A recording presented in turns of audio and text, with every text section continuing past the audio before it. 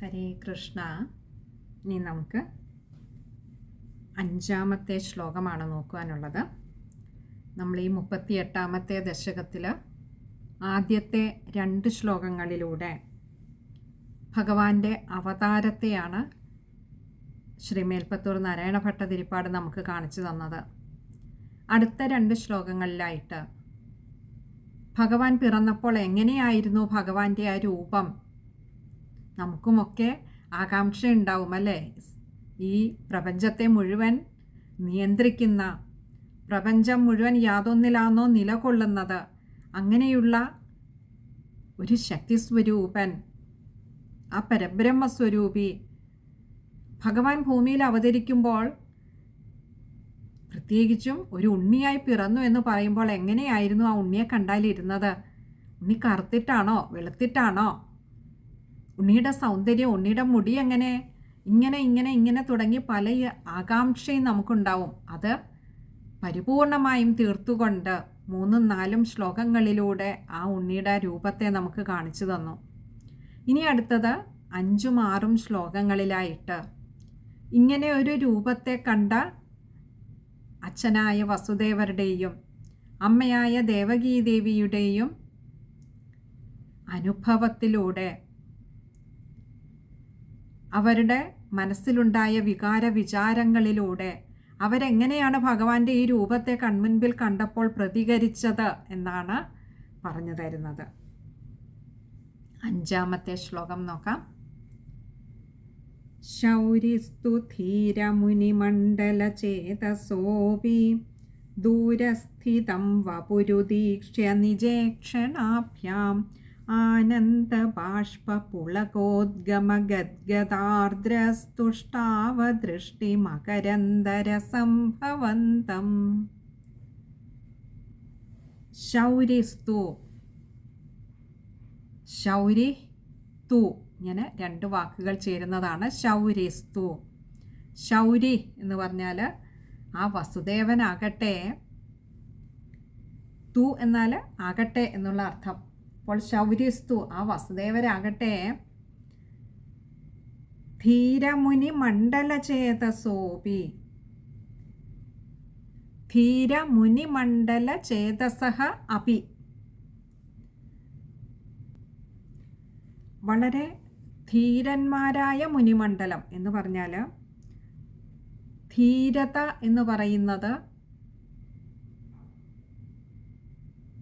മറ്റുള്ളവയ്ക്ക് വശപ്പെടാതിരിക്കുന്ന അവസ്ഥയാണ് ധീരത എന്ന് പറയുന്നത്. ഈ വശപ്പെടുന്നത് എപ്പോഴും ഇന്ദ്രിയങ്ങൾക്ക് നമ്മൾ വശപ്പെടുമ്പോഴാണ്. അപ്പോൾ ഇന്ദ്രിയങ്ങളെയൊക്കെ ജയിച്ചവരാണ് മുനിമാർ. അങ്ങനെയുള്ള മുനിമണ്ഡല ചേതസഃ അപി, മുനിമണ്ഡല എന്ന് പറഞ്ഞാൽ അങ്ങനെയുള്ള ജ്ഞാനികളായ യോഗികൾക്ക്, ചേതസ് എന്ന് പറഞ്ഞാൽ തൻ്റെ അന്തർദൃഷ്ടി കൊണ്ടുപോലും, ചേതസ് അപി അങ്ങനെ തൻ്റെ അന്തർദൃഷ്ടി കൊണ്ടുപോലും കാണുവാൻ കഴിയാത്തതായിട്ടുള്ള ദൂരസ്ഥിതം വപുരുദീക്ഷ്യ, ദൂരസ്ഥിതം എന്ന് പറഞ്ഞാൽ അങ്ങനെയുള്ളവർക്ക് പോലും കാണുവാൻ പ്രയാസമുള്ളതായിട്ടുള്ള, ദൂരസ്ഥിതം വളരെ ദൂരെ സ്ഥിതി ചെയ്യുന്ന എന്ന് പറഞ്ഞാൽ അവർക്ക് പോലും പ്രാപിക്കുക അത്ര എളുപ്പമല്ലാത്തതായിട്ടുള്ള ആ ഭഗവത് സ്വരൂപത്തെ വപുരുദീക്ഷ്യ, വപുഹു ഉദീക്ഷ്യ, 2 വാക്കുകളാണ് അവിടെ. വപു എന്ന് പറഞ്ഞാൽ അങ്ങനെയുള്ള ആ ഭഗവത് സ്വരൂപത്തെ ഉദീക്ഷ്യ കണ്ടിട്ട്, ആനന്ദബാഷ്പ പുളകോദ്ഗമഗദ്ഗദാർദ്രസ്തുഷ്ടാവ, ആനന്ദബാഷ്പം, ആനന്ദാശ്രുക്കളോട് കൂടിയിട്ട് കഴിഞ്ഞില്ല, പുളകോദ്ഗമഗദ്ഗദാർദ്ര, പുളകോദ്ഗമ, ദേഹമാകെ രോമാഞ്ചമാണുണ്ടായത് ആ വസുദേവർക്ക്.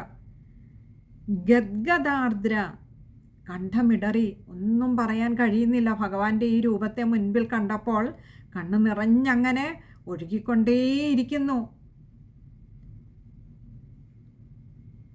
ദേഹമാകെ രോമാഞ്ചം കൊണ്ട് ഒരു പുതപ്പുണ്ടാക്കി മൂടി നിൽക്കുന്ന ഒരവസ്ഥ. കണ്ഠത്തിൽ നിന്നും ഒരു വാക്കുപോലും പുറത്തേക്ക് വരുന്നില്ല. എന്തൊക്കെയോ പറയണമെന്നുണ്ട് ഭഗവാനെ അവിടുത്തെ ഈ രൂപം കണ്ടിട്ട്, പക്ഷെ പറയുവാൻ കഴിയുന്നില്ല. അങ്ങനെ കണ്ണുനീർ വാർത്ത് കുറച്ചു നേരം അങ്ങനെ നിന്നു. അതിനുശേഷം തുഷ്ടാവ, അത്യധികം സന്തോഷത്തോടുകൂടി ആനന്ദ നിർവൃതിയോടുകൂടി ഭഗവാനെ അവിടുത്തെ സ്തുതിച്ചു. ദൃഷ്ടി മകരന്തര സംഭവന്തം. ദൃഷ്ടി മകരന്തരസം, കണ്ണിന് മകരന്തം എന്നാൽ തേന്, മകരന്തരസം തേനിൻ്റേതുപോലെയുള്ള മധുരമായ ഒരു അനുഭവത്തെ കണ്ണുകൾക്ക് സമ്മാനിച്ച ആ ഭഗവത് സ്വരൂപത്തെ നന്ദഗോപര് വാഴ്ത്തി സ്തുതിച്ചു. എന്നാൽ ആ കണ്ട മാത്രയിലാകട്ടെ ഉടനെ ഒന്നും ചെയ്യുവാൻ ആ ശൗരിക്ക് കഴിഞ്ഞില്ല, വസുദേവർക്ക് കഴിഞ്ഞില്ല. അപ്പോൾ വസുദേവർ ചിന്തിച്ചത്, തൻ്റെ മുൻപിൽ താനീ കാണുന്നത് മായയാണോ സ്വപ്നമാണോ ഒന്നും തിരിച്ചറിയാൻ വയ്യാത്ത അവസ്ഥ. എന്തേ, വളരെ ജ്ഞാനികളായിട്ടുള്ള യോഗികൾക്ക് പോലും തങ്ങളുടെ അന്തർദൃഷ്ടി കൊണ്ട് പോലും കാണുവാൻ കഴിയാത്തതായിട്ടുള്ള പ്രയാസമേറിയതായിട്ടുള്ള ഈ ഭഗവത് സ്വരൂപത്തെ ഇങ്ങനെ തനിക്ക് അത്ര എളുപ്പം കാണുവാൻ കിട്ടുമോ? ഇത് തൻ്റെ വെറും സ്വപ്നമാണോ?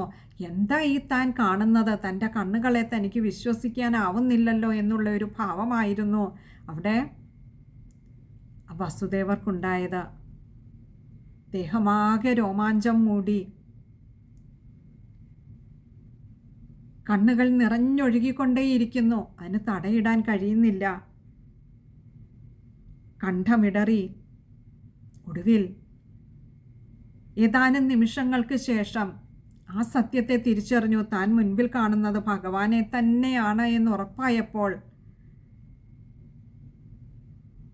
തൻ്റെ കണ്ണുകൾക്ക് ഇങ്ങനെയൊരു ഭാഗ്യം സിദ്ധിച്ചല്ലോ, അതിനുള്ള ഒരു കൃപ, അവിടുത്തെ കാരുണ്യമുണ്ടായല്ലോ എന്നുള്ള ഒരു വിചാരം വന്നപ്പോൾ ഭഗവാനെ അവിടുത്തെ ആ വസുദേവര് ആവോളം വാഴ്ത്തി സ്തുതിച്ചു.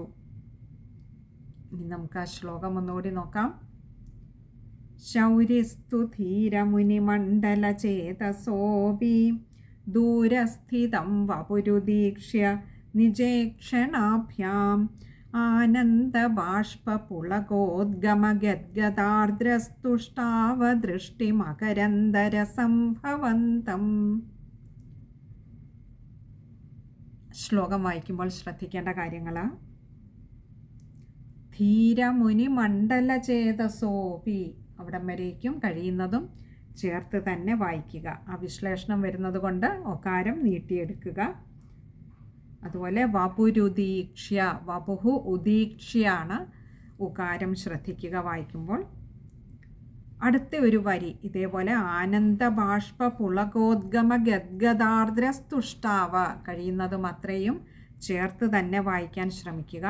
ഇവിടെ ആനന്ദബാഷ്പ പുളകോദ്ഗമ ഗദ്ഗദാർദ്ര തുഷ്ടാവ, ഇങ്ങനെയാണ് വാക്കുകൾ വരുന്നത്. നമ്മളിങ്ങനെ ചെറിയ വാക്കുകളായി പറയുന്നത്, പിന്നീട് അത് ചേർത്ത് വായിച്ചെടുക്കാൻ എളുപ്പമായിരിക്കും.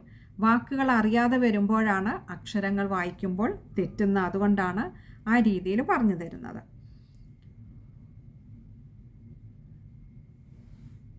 ഇത്രയും കാര്യങ്ങളാണ് ആ ഒരു ശ്ലോകം വായിക്കുമ്പോൾ ശ്രദ്ധിക്കേണ്ടതായിട്ടുള്ളത്. ഇവിടെയും നമുക്കിനി ആ മൂന്നാമത്തെ ശ്ലോകത്തിൻ്റെ തുടർച്ചയായി മൂന്നാമത്തെ വരിയുടെ തുടർച്ചയായി ആനന്ദബാഷ്പ പുളകോദ്ഗമ ഗദ്ഗദാർദ്രസ്തുഷ്ടാവ് ഇത്രയും ചേർത്ത് വായിക്കാൻ കഴിയുന്നില്ല എങ്കിൽ ആനന്ദബാഷ്പ പുളകോദ്ഗമ ഗദ്ഗദാർദ്ര, അവിടെ ഒരു വിസർഗം കൊടുത്ത് പകുതി ഹകാരത്തിൽ വായിച്ചു നിർത്തിയിട്ട് തുഷ്ടാവ എന്ന് നാലാമത്തെ വരിയിൽ വായിക്കാവുന്നതാണ്. പിന്നെ അവിടെ സാ വേണ്ട, സാ ജോയിൻ ചെയ്യാൻ വരുന്നതാണ്. ഇനി നമുക്ക് ആറാമത്തെ ശ്ലോകമാണ്. ആറാമത്തെ ശ്ലോകത്തിലാണ് വസുദേവരുടെ സ്തുതി വരുന്നത്. നമ്മൾ പറഞ്ഞു വസുദേവർക്ക് കിട്ടിയൊരു മഹാഭാഗ്യം, ഭഗവാനെ എല്ലാ വിഭൂതികളോടും കൂടി ഒരു ഉണ്ണിക്കണ്ണനായിട്ട് കൺമുമ്പിൽ കിടന്ന് കൈകാലിട്ട് ഇളക്കി കളിക്കുന്ന ഭാവത്തിൽ കാണുവാൻ കഴിഞ്ഞ വസുദേവരുടെയും ദേവകീദേവിയുടെയും മഹാഭാഗ്യമെന്നല്ലാതെ എന്താ പറയുക. അവിടെ വെച്ച് വസുദേവർ സ്തുതിക്കുന്ന സ്തുതിയാണ് ആറാമത്തെ ശ്ലോകം. ദേവപ്രസീദ പരപൂരുഷ താപവല്ലീ നിർലോനിതാത്ര സമനേത്ര കലാവിലാസിൻ ഖേദാനപാകുരു കൃപാഗുരു ഭിക്കടാക്ഷൈരിത്യാദി തേന മുദിതേന ചിരം നുതോ ഭൂ. ദേവ പ്രസീദ പരപൂരുഷ, ദേവ അല്ലയോ ഭഗവാനെ, പ്രസീദ അങ്ങ് പ്രസാദിക്കണമേ, പ്രസാദിച്ചാലും. പരപൂരുഷ പരബ്രഹ്മമൂർത്തിയായിട്ടുള്ള അല്ലയോ ഭഗവാനെ.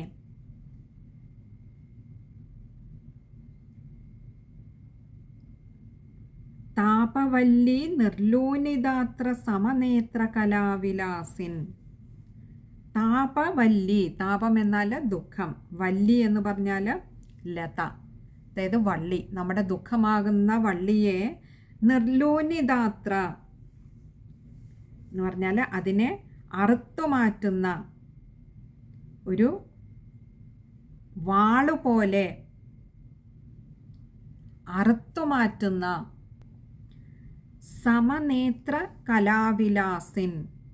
സമനേത്ര, അതിന് തുല്യമായ നേത്രങ്ങളോടുകൂടി എന്ന് പറഞ്ഞാൽ ഒരു വാളുപോലെ മൂർച്ചയേറിയതും തീക്ഷ്ണമായിട്ടുള്ളതും വെട്ടിത്തിളങ്ങുന്നതുമായ എൻ്റെ ഭഗവാനെ, അവിടുത്തെ ആ നേത്രങ്ങൾ കൊണ്ട്, ആ കടാക്ഷം കൊണ്ട്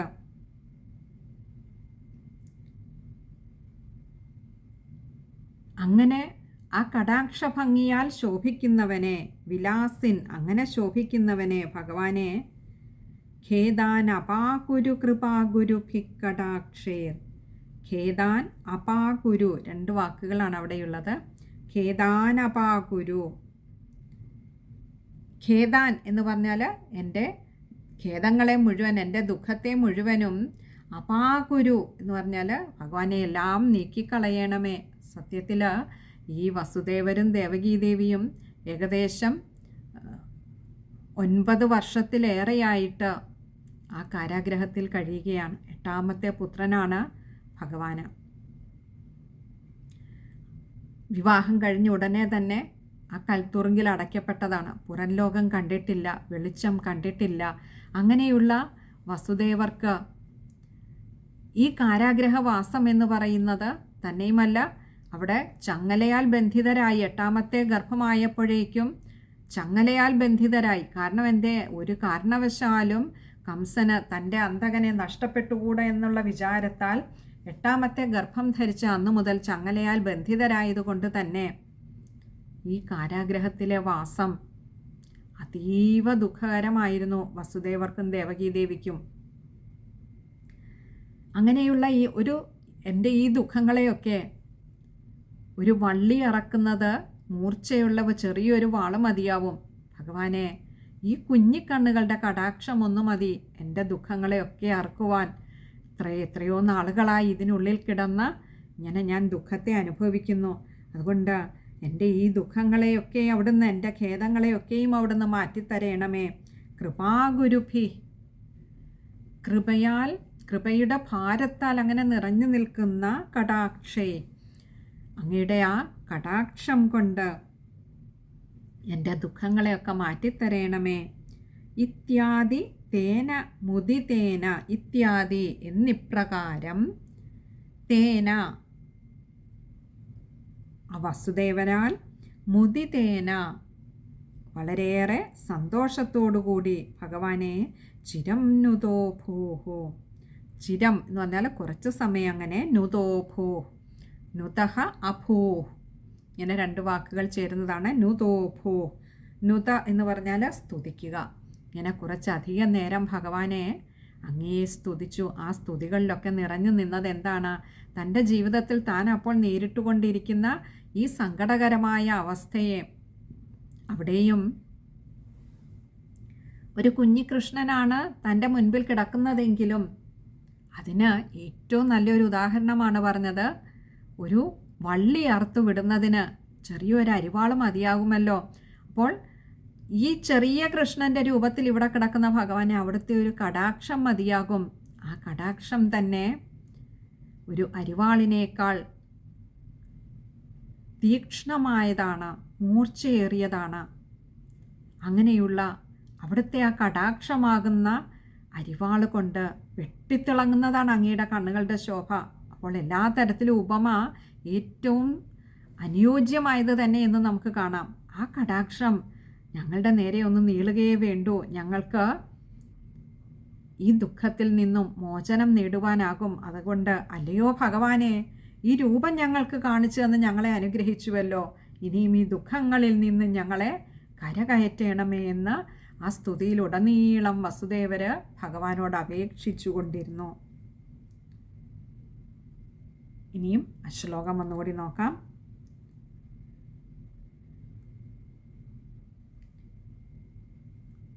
ദേവപ്രസീദ പരപൂരുഷ താപവല്ലീ നിർലോനിദാത്ര സമനേത്ര കലാവിലാസിൻ ഖേദാനപാകുരു കൃപാഗുരു ഭിക്കടാക്ഷൈരിത്യാദിതേന മുദിതേന ചിരം നുതോ ഭൂ. ശ്ലോകം വായിക്കുമ്പോൾ ശ്രദ്ധിക്കേണ്ട കാര്യങ്ങൾ: ആദ്യത്തെ വരിയുടെ അവസാനം താപവല്ലി നിർലൂനിദാത്ര സമനേത്ര കലാവിലാസിൻ, അതത്രയും കഴിയുന്നതും ചേർത്ത് തന്നെ വായിക്കേണ്ടതാണ്.